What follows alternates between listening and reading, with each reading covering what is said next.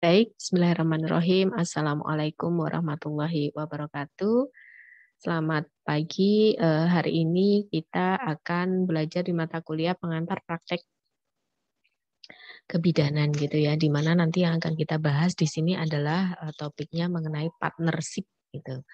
Partnership seperti kalau kalau kita langsung partnership apa ya? Oh, partnership itu artinya bergandengan, tidak hanya sendiri tapi ada orang-orang lain yang membantu dalam melakukan asuhan.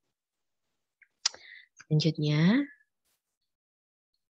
oke. Nah, Science in Education Partnership ini nanti apa saja yang akan kita bahas?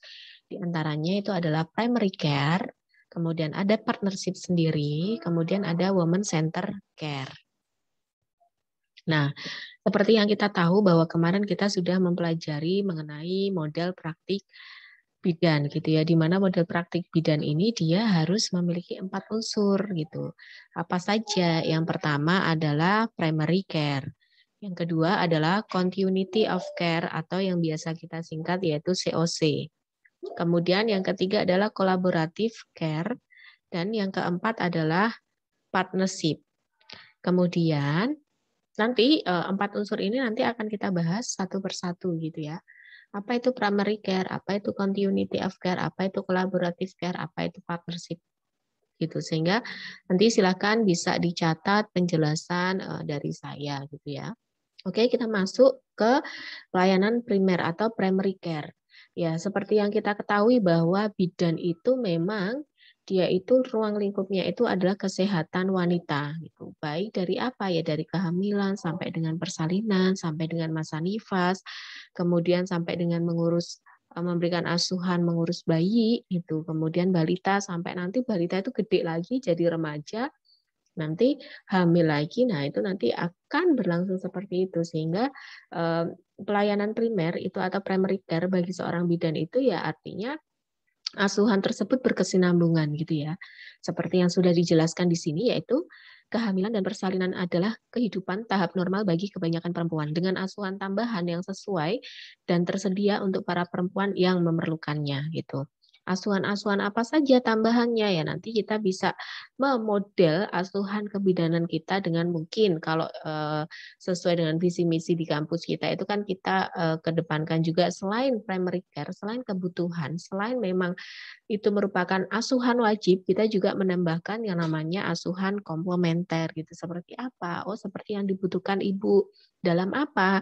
Dalam memelihara kesehatan mental. Iya, dengan apa? Oh, semisal nih dengan melakukan yoga, teknik-teknik relaksasi gitu. Terus kemudian kita kita apa namanya sisipi dengan di situ itu ada sugesti-sugesti gitu sehingga ibunya tersebut akan bisa happy dalam kehamilannya gitu tanpa beban gitu. Nah, kemudian prinsip asuhan primary care atau asuhan primer itu yang pertama yaitu asuhan kesinambungan gitu.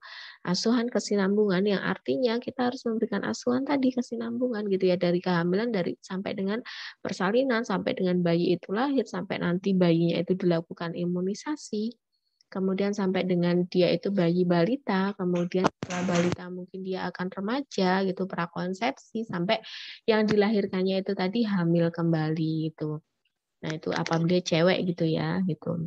Itu yang namanya asuhan berkesinambungan. Selain seperti itu, selain siklus hidup, itu yang namanya asuhan kesinambungan itu ya contohnya adalah semisal nih, ada pasien datang ke tempat kita, pasien itu sudah merasa yakin, sudah merasa mantap gitu hatinya untuk dilakukan asuhan. Sehingga di dalam asuhan-asuhan itu terjadi kesinambungan yang artinya semisal nih di kehamilan TM1, oh dia ada keluhan yang namanya mual muntah. Kemudian kita berikan asuhan, kita berikan pelayanan agar mual muntahnya itu setidaknya bisa berkurang gitu dan ibu bisa beraktivitas gitu tanpa ada gangguan ketidaknyamanan pada kehamilan. Nah, kemudian setelah itu di kehamilan yang kedua, oh ternyata di kehamilan kedua ada nih ketidaknyamanannya berupa apa? Oh, ibu mungkin pusing gitu. Oh, mungkin HB-nya rendah. Nah, ini kita bisa memberikan pelayanan kesinambungan itu dari sini, Dek.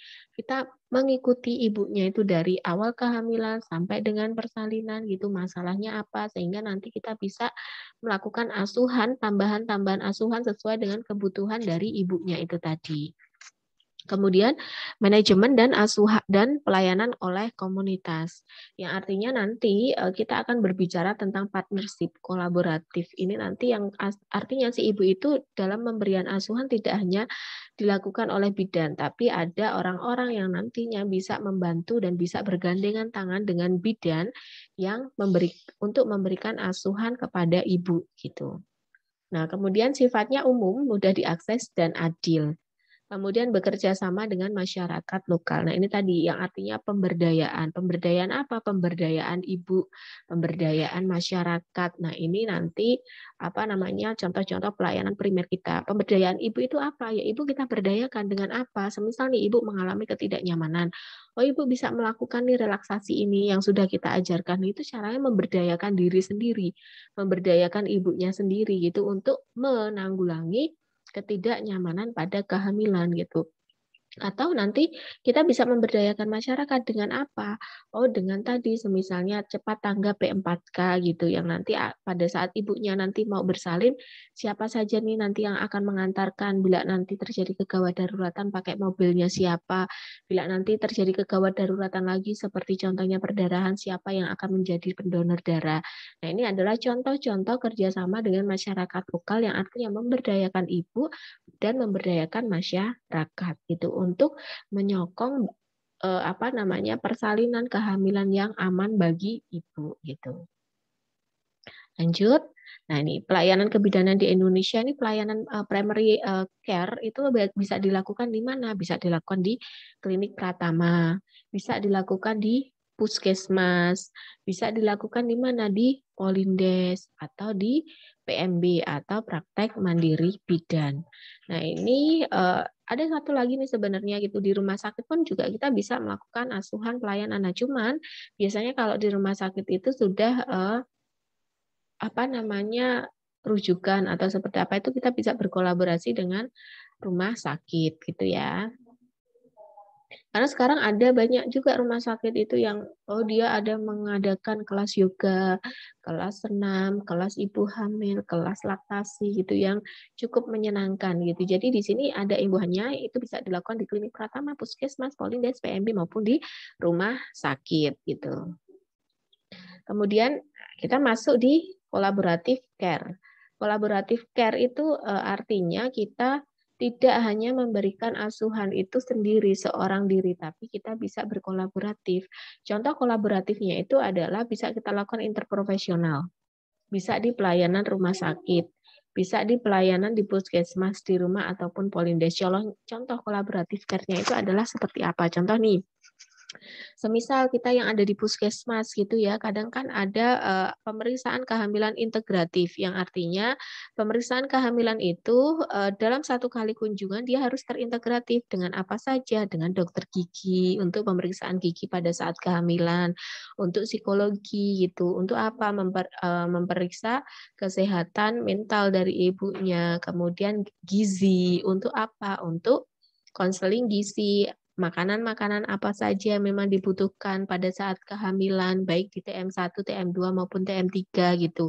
Kemudian pelayanan apa lagi? Lab gitu. Kita membutuhkan pelayanan lab di mana si ibu itu juga harus dilakukan pemeriksaan HB itu tadi atau untuk dilakukan pemeriksaan hepatitis B, kemudian sipilis atau malaria di tempat-tempat endemik ataupun juga HIV/AIDS gitu. Jadi bisa interprofesional itu tadi, kemudian juga pelayanan rumah sakit, pelayanan di puskesmas, di rumah atau di polindes. Nah, kolaboratif care ini juga, semisal ini bisa terjadi di PMB gitu ya. Kalau misalnya kita punya PMB, kemudian kita belum mempunyai apa namanya USG, kemudian belum bisa membeli USG untuk nanti dilakukan USG oleh dokter spesialis gitu atau dokter umum gitu ya. Kita bisa merujuknya nih USG ini gitu. Kemana? Ya bisa dirujuk ke puskesmas, bisa dirujuk ke rumah sakit. Nah, itu adalah salah satu bentuk-bentuk kolaboratif care gitu yang bisa diberikan.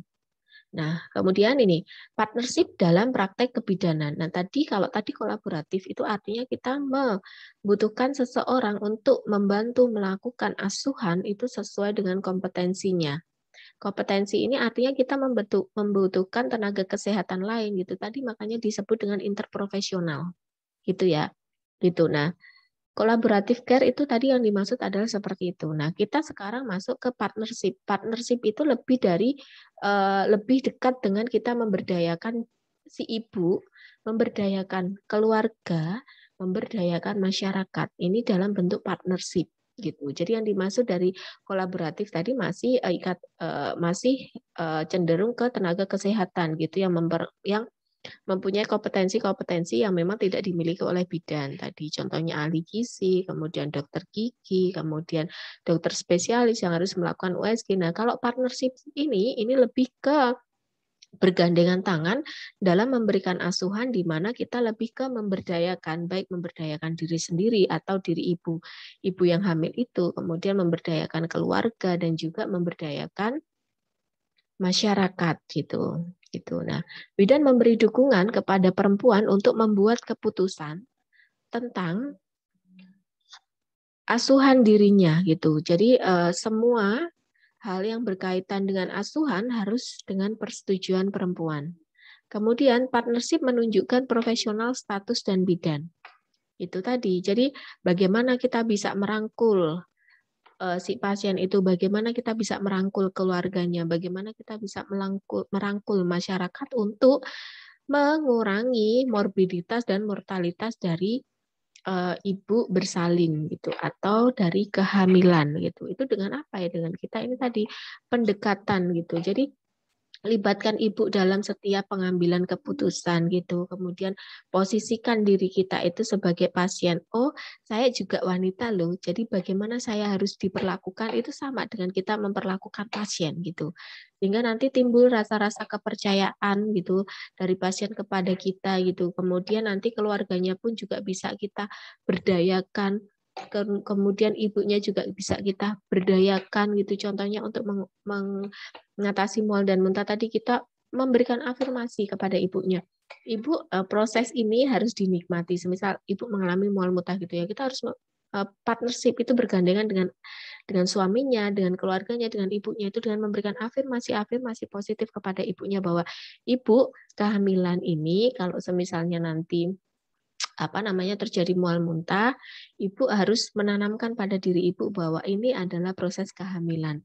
Ini adalah sesuatu yang menyenangkan gitu sehingga ini tidak akan terulang lagi gitu sehingga ayo lewati momen-momen ketidaknyamanan ini dengan rasa happy gitu. Agar apa? Agar bayinya happy. Nah, itu adalah bentuk-bentuk kita memberdayakan ibunya agar ibunya itu tidak ketergantungan dengan terapis farmakologi gitu. Tapi kita juga harus memberdayakan ibu agar si ibu ini bisa melakukan terapi non farmakologi gitu, yaitu memberdayakan diri sendiri itu tadi gitu. Dengan ibunya yakin, oh iya tubuhku kuat melawan mual dan muntah sehingga ibunya bisa terselimur gitu, bisa lupa dengan mual muntahnya gitu.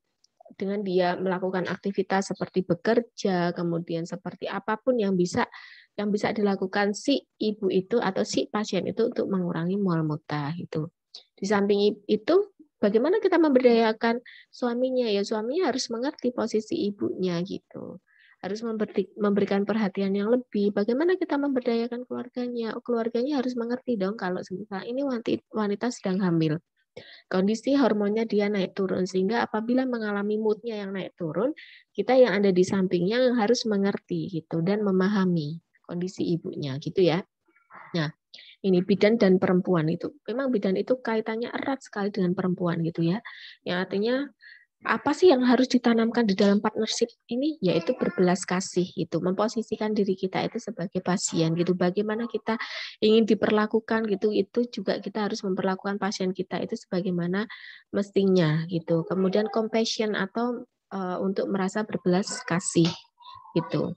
Kemudian untuk merasa bersama perempuan itu atau partnership gitu. Jadi bergandengan tangan bukan kita, walaupun kita tenaga kesehatan, walaupun kita ini bidan, gitu bukan berarti kita yang berhak mengambil kesimpulan itu secara ini gitu, tapi kita juga harus bisa memposisikan bahwa ini itu yang merasakan adalah ibunya sehingga setiap pengambilan keputusan kita harus melibatkan ibunya, dirasa ibunya itu yang nyaman itu bagaimana gitu ya. Anda harus melihatnya sama seperti Anda sendiri atau sebagai manusia yang berharga gitu. Itu kemudian lanjut. Nah ini mengapa harus partnership gitu?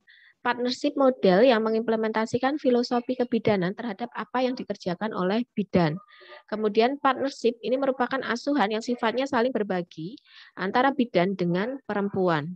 Kemudian dalam partnership care ini harus tercipta apa gitu? Tercipta yang utama itu adalah kepercayaan. Kemudian kebersamaan dalam pengambilan keputusan. Kemudian berbagi tanggung jawab. Ada negosiasi dan saling mengerti. Artinya keputusan yang kita berikan itu harus serta-merta melibatkan oleh pasien gitu. Contohnya, ibu mual muntah gitu. Kalau di dalam terapi yang kita berikan, kita berikan B6, tapi rupanya ibunya tidak bisa meminum obat.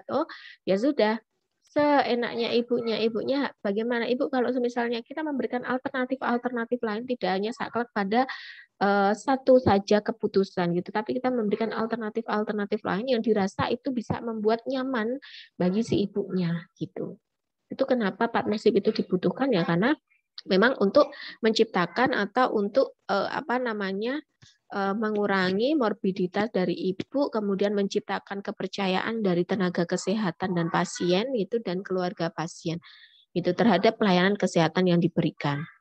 Nah, menjadi bidan itu memang sesuatu pengalaman yang berharga gitu, Dek. Yaitu kenapa berharga ya? Karena kita melayani perempuan sesuai dengan kebutuhannya gitu. Bidan itu dia harus selalu mendengarkan perempuan gitu. Dimana kita itu berharga, berharga, jelas berharga karena kita itu yang ini membantu melahirkan seorang bayi gitu yang itu merupakan penerus keluarga, penerus bangsa gitu.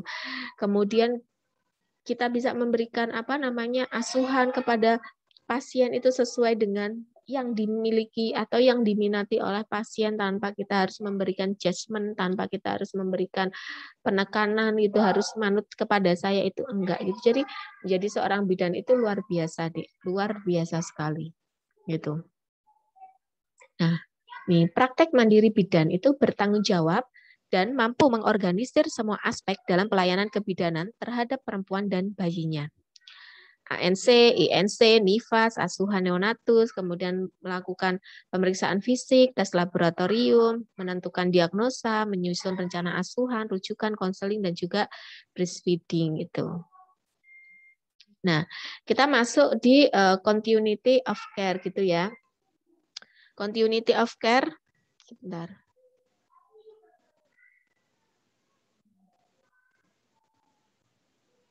Nah, ini continuity of care atau COC ini model pelayanan COC berkaitan erat dengan filosofi kebidanan itu tadi. Filosofi utama kebidanan itu apa gitu? Pelayanan yang berkelanjutan atau bisa kita COC gitu. Perawatan yang berkelanjutan adalah filosofi dan proses yang memungkinkan bidan mengembangkan atau menjalin hubungan dengan pasien dan memberikan perawatan yang baik. Nah, ini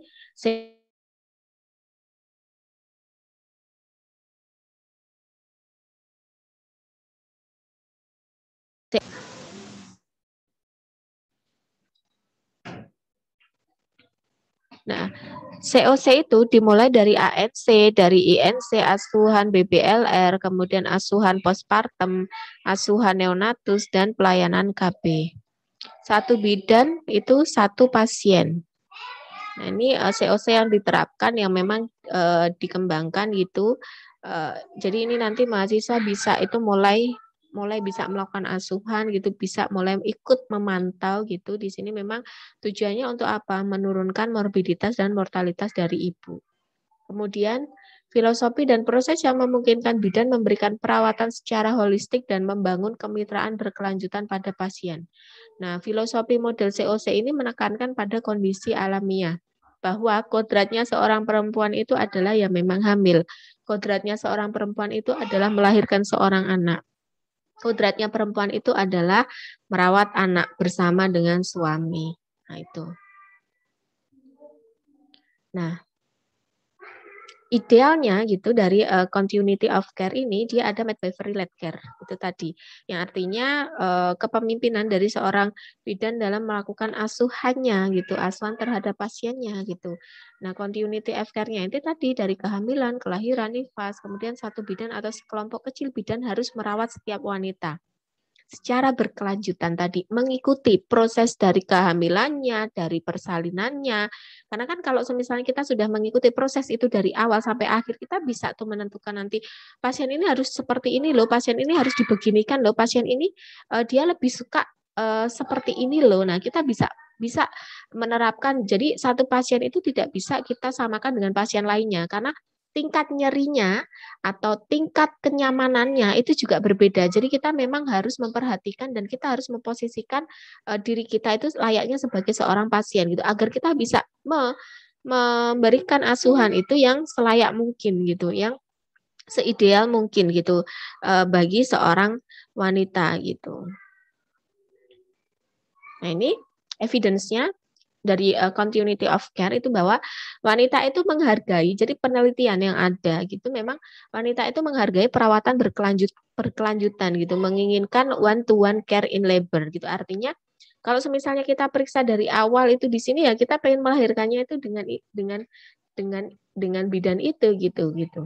Sehingga karena apa? Sudah timbul keyakinan bahwa saya sudah percaya bahwa saya diasuh oleh bidan gitu. Untuk menciptakan persalinan yang fisiologis, untuk menciptakan persalinan yang mungkin diinginkan secara normal itu tadi. Nah, kemudian hasil lebih baik ketika menerima perawatan dari bidan yang sama atau sekelompok kecil bidan termasuk wanita dengan kebutuhan kompleks.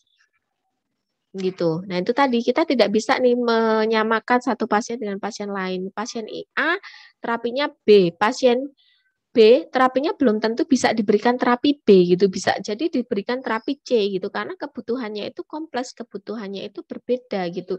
Bisa jadi di TM1 ada pasien A itu tanpa mengalami mual muntah, tapi di pasien B dia mengalami mual muntah yang memang harus kita berikan asuhan secara komprehensif, asuhan secara bagaimana sih bisa mengurangi mual muntah pada ibu gitu. Oh, bisa kita berikan terapi farmakologis, bisa kita berikan terapi farmakologis gitu.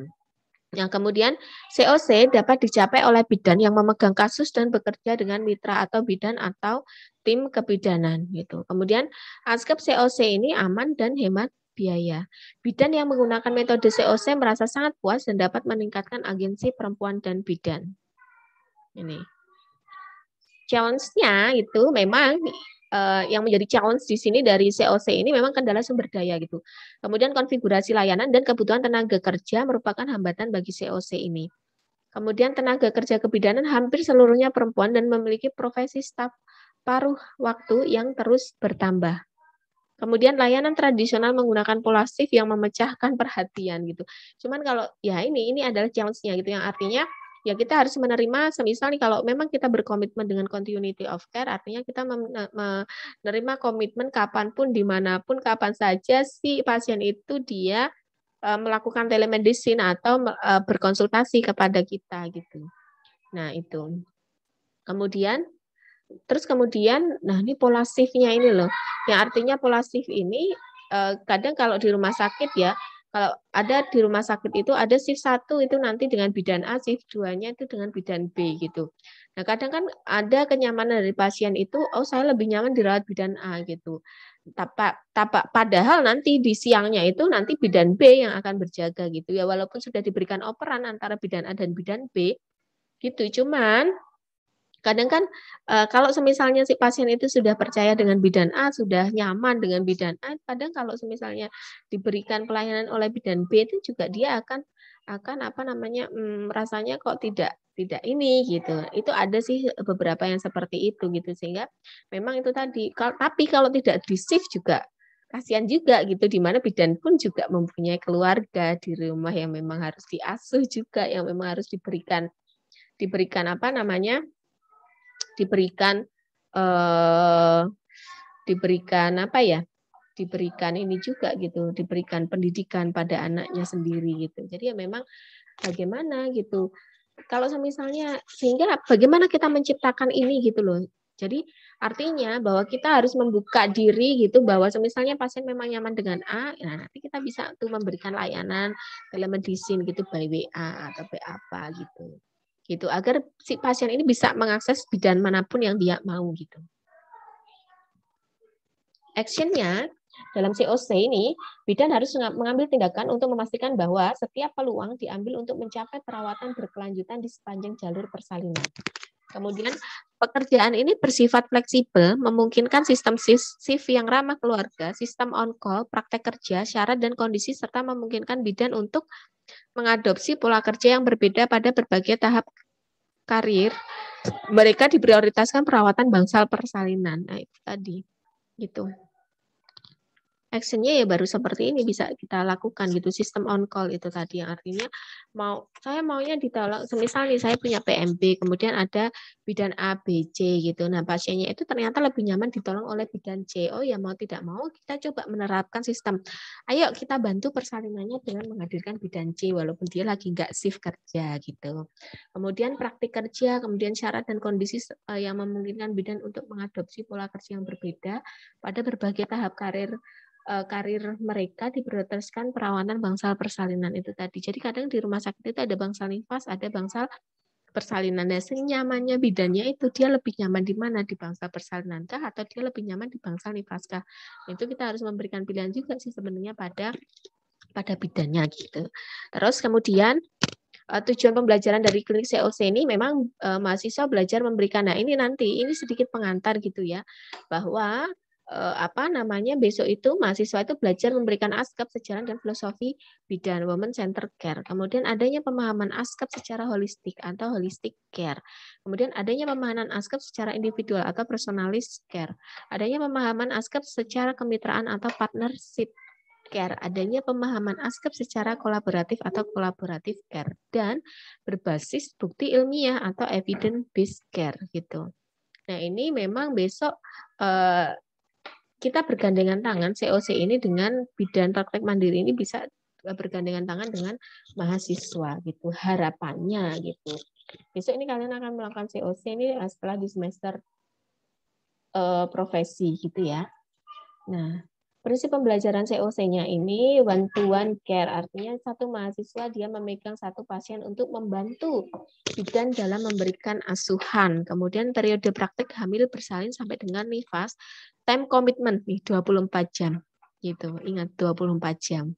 Dan mentorship internship. Nah, kalau misalnya kita berbicara lagi mengenai definisi kebidanan atau midwifery care, itu yang sesuai dengan ICM, itu adalah sebuah pendekatan asuhan untuk perempuan dan bayi baru lahirnya di mana bidan itu dia mengoptimalkan proses normal biologis, psikologi sosial, dan budaya dari proses persalinan dan awal kehidupan bayi. Kemudian bekerja sebagai mitra dengan perempuan, menghormati latar belakang dan situasi serta pandangan dari setiap perempuan. Kemudian mempromosikan agar perempuan ini memiliki kapasitas untuk merawat dirinya dan keluarganya, serta berkolaborasi dengan bidan dan profesi kesehatan lainnya untuk layanan holistik yang diperlukan oleh perempuan. Tadi kolaboratif care. Nah, kalau berdasarkan Undang-Undang Kebidanan tahun 2019 itu masa sebelum hamil, kemudian masa kehamilan, persalinan, pasca persalinan, masa nifas, bayi baru lahir, kemudian bayi, balita, dan anak prasekolah termasuk kesehatan reproduksi perempuan dan keluarga berencana sesuai dengan tugas seorang bidan. Siklus hidup gitu, siklus hidup. Bahwa yang kita tangani primary care dari asuhan yang kita berikan adalah siklus hidup seorang wanita. Ini harus kita tanamkan, Dek. Bagaimana kita bisa memperlakukan si perempuan itu sehingga perempuan itu dia bisa nyaman dengan kehamilannya. Perempuan itu berpikir bahwa kehamilannya ini dia biologis dan fisiologis. Ya memang kodratnya seorang perempuan itu hamil, melahirkan, merawat anak gitu. Sehingga bisa gitu, bisa kita di sini itu kenapa sih kita mengajarkan ini? Agar apa? Ya agar wanita itu kembali ke fitrah gitu. Agar apa? Kita bisa berkomitmen kepada perempuan itu, ayo kita berikan asuhan yang minim trauma gitu.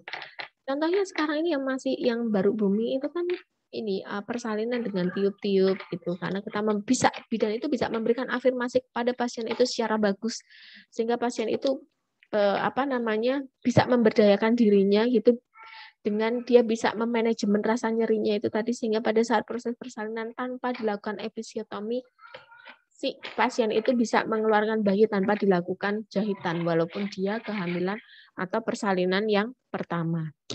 Kemudian lanjut. Nah, midwifery defender of women right gitu. Artinya bidan itu pembela hak perempuan gitu. Nah, bidan itu menghormati dan melindungi hak perempuan setiap hari.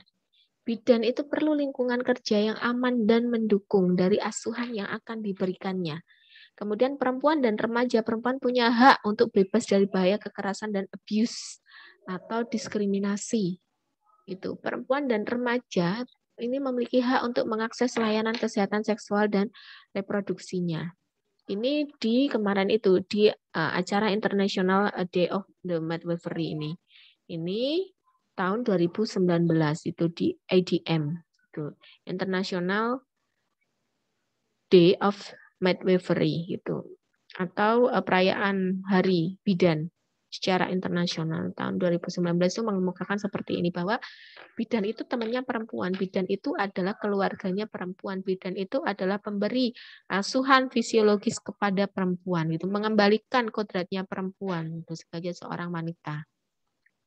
Nah, hak perempuannya ini berdasarkan ICM tahun 2017 ini hak untuk mendapatkan layanan persalinan dari bidan yang terampil dan kompeten. Kemudian hak bayi untuk memiliki ibu yang sehat dan teredukasi dengan baik. Hak untuk dihormati sebagai manusia. Hak atas keselamatan tubuhnya gitu ya. Kenapa kita perlu tadi melibatkan ibu dalam pengambilan keputusan? Karena kita menghormati human right woman gitu. Kita menghormati hak perempuan gitu. Kemudian hak untuk bebas dari segala bentuk diskriminasi. Artinya mau dia pasien BPJS, mau dia bukan pasien BPJS, mau dia di kelas VIP, mau dia di kelas 3, kita memperlakukan sama terhadap pasien tersebut bahwa dia itu wanita, dia itu ya habis melahirkan gitu. Kemudian hak, jadi pembedanya itu kalau misalnya di tingkatan kelas itu pembedanya itu ya di fasilitasnya saja, bukan di asuhannya gitu.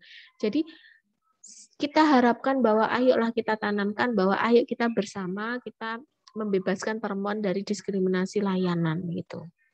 Kemudian hak untuk mendapatkan informasi kesehatan terkini, hak untuk berpartisipasi aktif dalam pembuatan keputusan atas layanan kesehatan yang diterima dan menawarkan informed consent.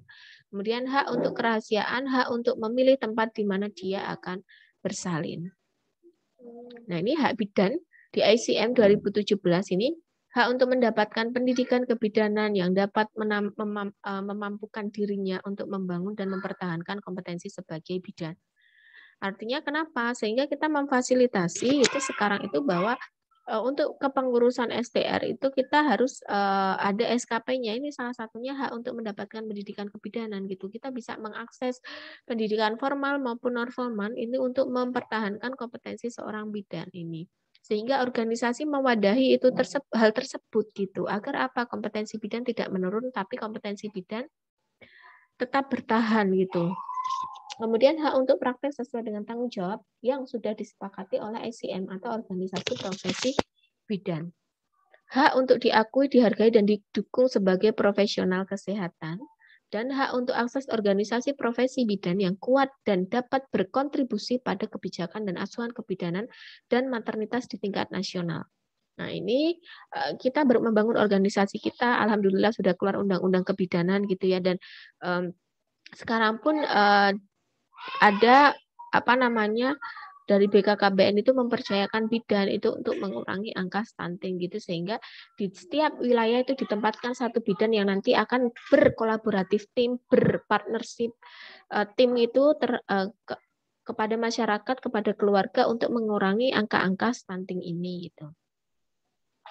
Nah, ini definisi asuhan yang berpusat pada perempuan atau woman centered care.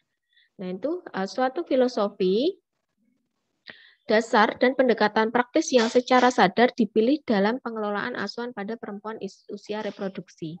Kemudian hubungan yang kolaboratif antara perempuan dan bidan dibangun melalui interaksi yang baik dan saling terbuka, itu tadi. Kemudian mengakui keahlian dan saling menghormati kekuatan atau kelebihan masing-masing, itu tadi. Jadi kita tidak boleh memaksakan asuhan kita terhadap pasien itu. Kemudian memiliki fokus yang seimbang antara pengalaman perempuan dan juga kesehatan atau kesejahteraan dari ibu dan bayinya. Ini diambil dari patient centered care. Ini dikutip dari Women Centered Care Ini dari bringing the concept into focus gitu. Dari penelitian evidence based. Nah, ini tadi bahwa prinsip asuhan yang berpusat pada perempuan ini. Wanita itu diberikan apa opsi, metode pilihan yang bisa diakses secara legal yang sehingga bisa menimbulkan sebuah kualitas, itu kualitas diri, itu peningkatan kompetensi, peningkatan kualitas diri dari seseorang. Karena apa? Perempuan inilah nanti yang akan menghasilkan apa? Menghasilkan penerus bangsa. Perempuan ini kalau di dalam agama itu dia adalah tonggak dari sebuah rumah gitu. Itu adalah perempuan gitu. Nah, ini pilihannya jika dan kapan akan hamil, prosedur yang akan dilakukan, kontrasepsi yang dia pilih, kemudian pemberi layanan dan fasilitas kesehatan yang ingin digunakan. Artinya, perempuan itu boleh memilih mau dengan siapa dia bersalin, mau dengan siapa dia melahirkan, mau dengan siapa dia diberikan asuhan kehamilan, mau apa penggunaan kontrasepsi yang jenis apa, itu semuanya diserahkan kepada perempuan yang memang dia mempunyai hak prerogatif, mempunyai human right woman tadi untuk menentukan pilihannya. Gitu.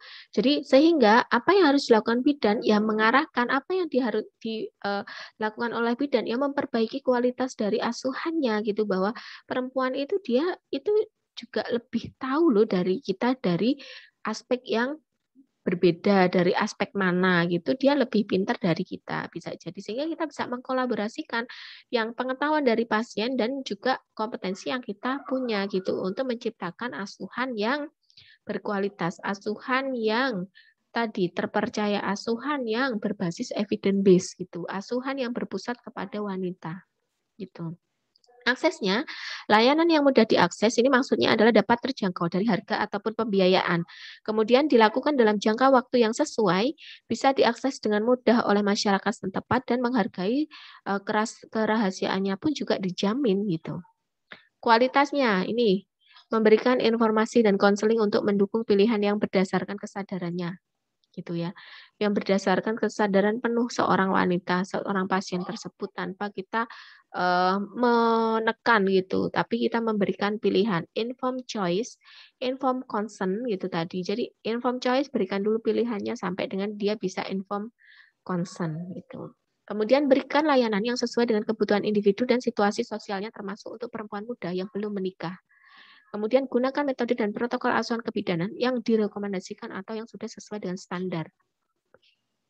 Jadi kita memang harus update ilmu terus gitu. Walaupun kita sudah lulus kuliah ya memang kita harus update ilmu. Sampai dengan sekarang pun saya juga masih update ilmu gitu, Dek.